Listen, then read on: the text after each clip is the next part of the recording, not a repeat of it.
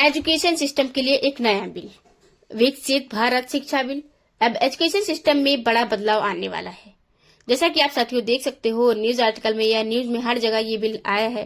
साथियों, विकसित भारत शिक्षा बिल आया है और ये एक नया एजुकेशन बिल जो कि एजुकेशन खास करके हायर एजुकेशन सिस्टम को बदलने के लिए है। एजुकेशन सिस्टम में बड़ा बदलाव आने जा रहा है।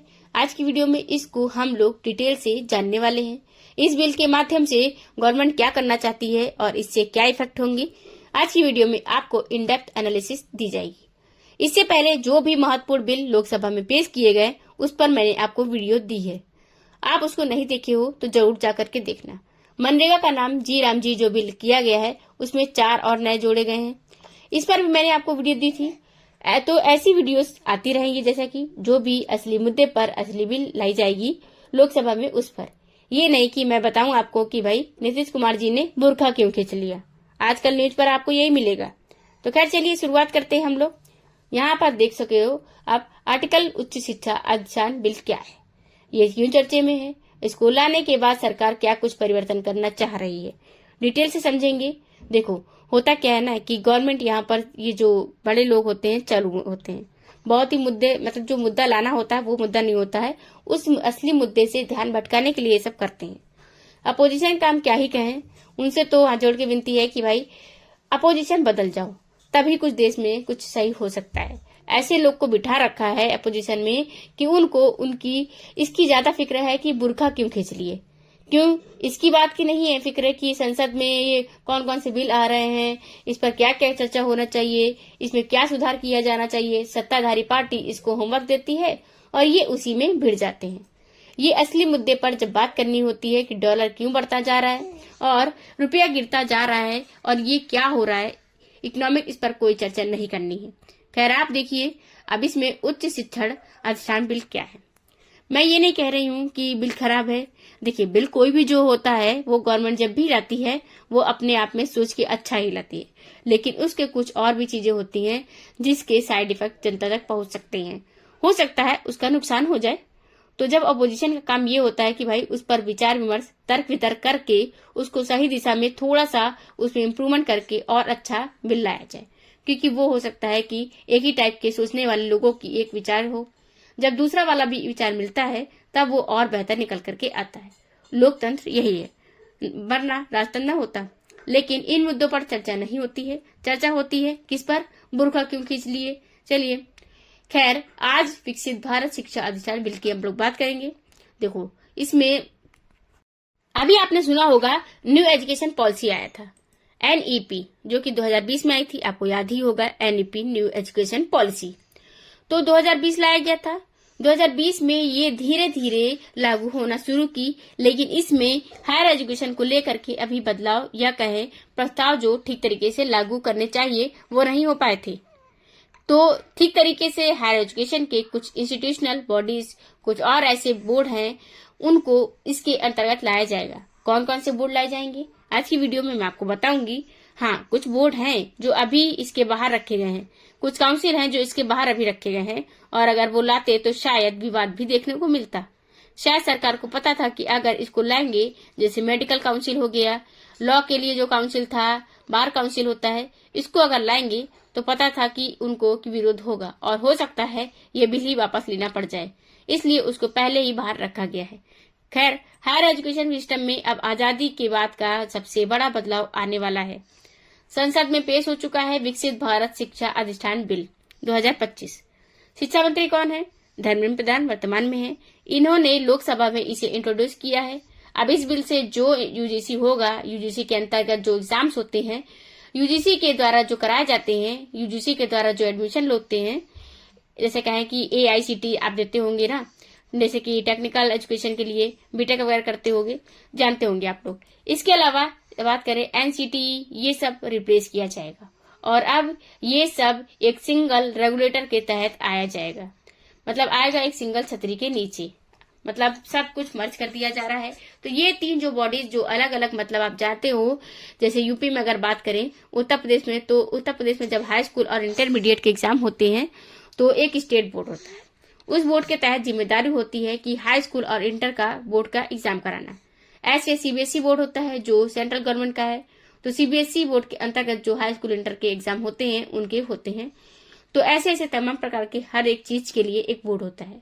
ऐसे ही जब हायर एजुकेशन में जाते हो तो आप या फिर यूजीसी के तहत जाओगे, जैसे कि बीए बीएससी वगैरह करते हो ना, बीटेक वगैरह करते हो, उसमें जो बोर्ड का एग्जाम देते हो, ये करते हो, पॉलिटेक्निक डिप्लोमा वगैरह करते हो, इन सब चीजों की बात हो रही है। तो ये सब अलग अलग मेथड में थे, लेकिन अब इन सबको एक साथ कर दिया गया है। ये सब जो है उसके बोर्ड हैं जो कंडक्ट कराते हैं, जिनके रेगुलेशन में वो चलते हैं चीजें, लेकिन अब इन सबको एक साथ मर्ज करके लाया जाएगा और एक सिंगल अम्ब्रेला के अंतर्गत, और जो कि होगा एक नया बिल के अंतर्गत। तो 12 दिसंबर की कैबिनेट ने अप्रूवल दिया, 15 दिसंबर को लोकसभा में पेश किया गया और विरोध के बाद इसे जेपीसी के पास भी भेज दिया गया है। इसका विरोध प्रदर्शन भी हुआ है और ये गया है जेपीसी के पास। जेपीसी यानी ज्वाइंट पार्लियामेंट कमेटी। अब ज्वाइंट पार्लियामेंट कमेटी में क्या होता है कि उसमें संसद के दोनों सदनों के सदस्य चुने जाते हैं और उसमें एक कमेटी बनती है, तो इसीलिए कहते हैं ज्वाइंट पार्लियामेंट कमेटी। अब इस कमेटी में ये डिस्कशन वगैरह होता है, अगर मान लो कुछ अगर इसमें बदलाव या सुधार करने होते हैं तो वो अपने सुझाव प्रस्ताव भेजते हैं, तो जेपीसी के प्रस्तावों को देख के कंसीडर किया जाता है, उसके बाद फिर से इसे पेश किया जाता है, फिर अगर पास हो जाता है तो ये बिल एक्ट बन जाता है। तो ये जीपीसी की बात करें फिलहाल के लिए अभी ये गया है, ये बिल ये होगा जो नेशनल एजुकेशन पॉलिसी 2020 की रिकमेंडेशन को लागू करने के लिए लाया गया है।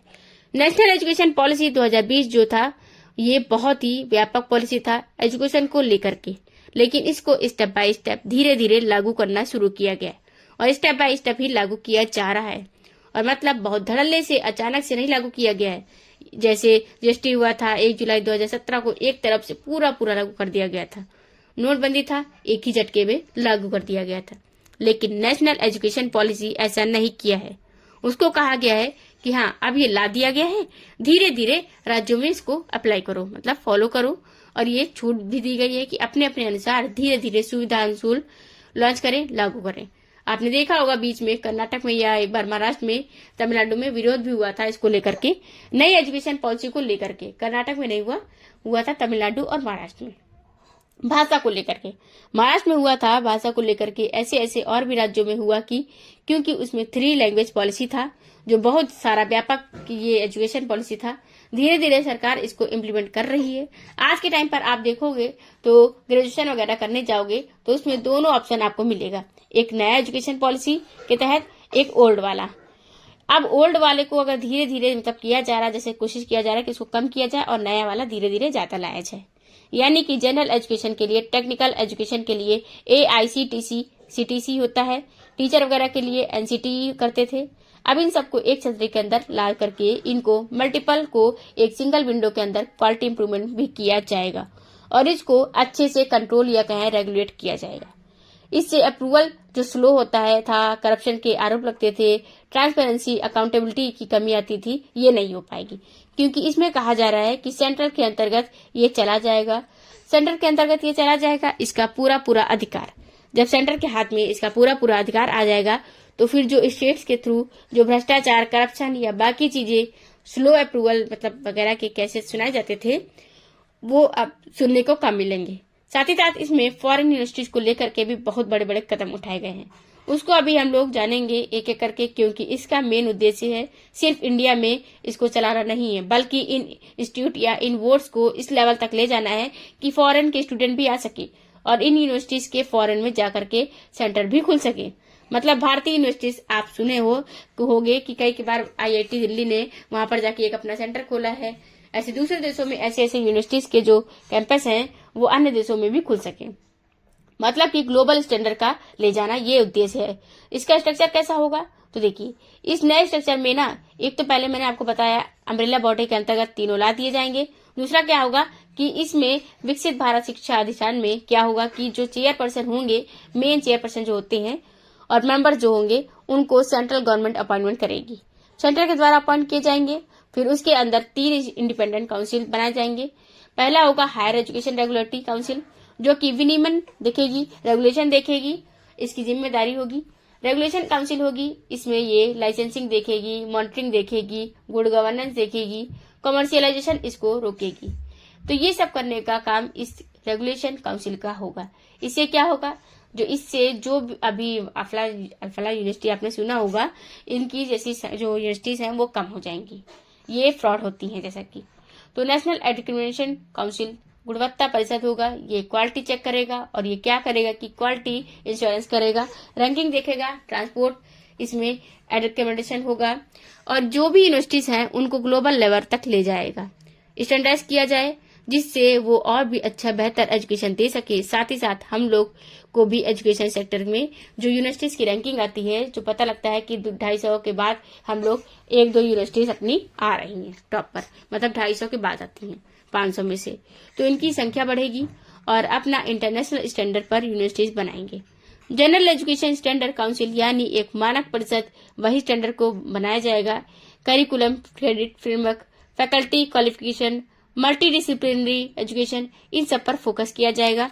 एक क्वालिटी एजुकेटर्स मिलेंगे और जैसे कि बात करें कि यूनिवर्सिटी, और साथ ही साथ एक प्रकार का जो भ्रष्टाचार होता है, जो इधर उधर जुगाड़ लगा करके ज्वाइन हो जाते हैं, वो सब हटेगा।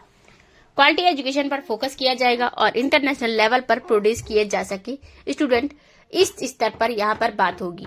यूनिवर्सिटीज वगैरह में फंक्शंस सेपरेट रखे जाएंगे ताकि कोई ओवरलैपिंग ना हो, सबको अलग अलग जिम्मेदारी होगा। तो इससे आने वाले दिनों में जो बहुत सारी ऐसी यूनिवर्सिटीज जिसकी शिकायतें मिलती हैं कि भाई इसमें पढ़ाई नहीं होती है, ये बस नाम की यूनिवर्सिटी है, लोग डिग्री बनवाने के लिए फर्जी डिग्री के लिए करते हैं, उनके स्टैंडर्ड चेंज किए जाएंगे। सेंट्रल या स्टेट यूनिवर्सिटीज, ड्रीम यूनिवर्सिटीज या कहें कि IIT, NIT, institute of MNS, affiliated colleges जैसे कि ऑनलाइन डिस्टेंस लर्निंग, ये सब जो है इसके दायरे में अब आएंगे। लेकिन कुछ चीजों को इसके दायरे से बाहर रखा गया है, जैसे मेडिकल काउंसिल इसमें नहीं रहेगा। लीगल मतलब ये लॉ की वगैरह की डिग्री के लिए, नर्सिंग, फार्मेसी, इन सब के जो काउंसिल जो है होंगे इससे बाहर रखे जाएंगे, ये इसके तहत नहीं रखेंगे। नहीं तो सरकार को पता था कि बवाल हो जाएगा, क्योंकि इनमें यूनिटी बहुत ज्यादा है। खैर, अब यहाँ पर बात आती है कि सेंट्रल गवर्नमेंट की पावर क्या हो जाएगी। तो appointments, policy, direction, foreign universities का अप्रूवल, ये सब सेंटर के हाथ में चला जाएगा। सेंटर ही चाहेगी कौन से यूनिवर्सिटीज के कैंपस फॉरेन में खोले जाएं या फॉरेन के कौन से कैंपस आए इंडिया में खोले जाएं, तो ये सेंटर के हाथ में रहेगा। पेनल्टीज क्या क्या होगा, नॉन कंप्लायंस पर 10 लाख से शुरू और सीरियस के मतलब बात करें सीरियस केसेस पर 2 करोड़ तक का जुर्माना और सस्पेंशन भी लग सकता है। यूनिवर्सिटीज की मान्यता भी रद्द हो सकती है, डिग्री की पावर छीनी जा सकती है। ये सब जो होगा ये अगर ना मानने पर लागू होगा, मतलब जैसे कि नियम कानून नहीं मानेंगे जो उनके लिए है। जैसे आपने देखा था अल-फलाह यूनिवर्सिटी टेरर का अड्डा बन चुकी है, ये पूरा का पूरा उसमें पता लगा कि टेरर मॉड्यूल ही निकला। वहां पर क्या हो रहा था, वहां पर कैसे हो रहा था, कुछ पता ही नहीं था किसी को, क्योंकि वो इंडिविजुअल के रूप में काम कर रही थी, उतना कंट्रोल नहीं था सेंटर का। तो यहाँ पर कहीं ना कहीं ये किया गया है कि फेक यूनिवर्सिटीज बंद कर दी जाएंगी जिनके पास अप्रूवल नहीं होगा। साथ ही साथ सिलेक्टेड फॉरेन यूनिवर्सिटीज की एंट्री आसान हो जाएगी। भारतीय यूनिवर्सिटीज को विदेशों में कैंपस खुल सकेगा। Graded autonomy, high performing institute को बढ़ावा दिया जाएगा। स्टूडेंट सेंट्रिक होगा, ग्रीवेंस रिड्रेसल होगा और फ्लेक्सिबल करिकुलम होगा। कोशिश किया जाएगा कि अच्छे स्टैंडर्ड ये सब चीजें रहे हैं इसमें।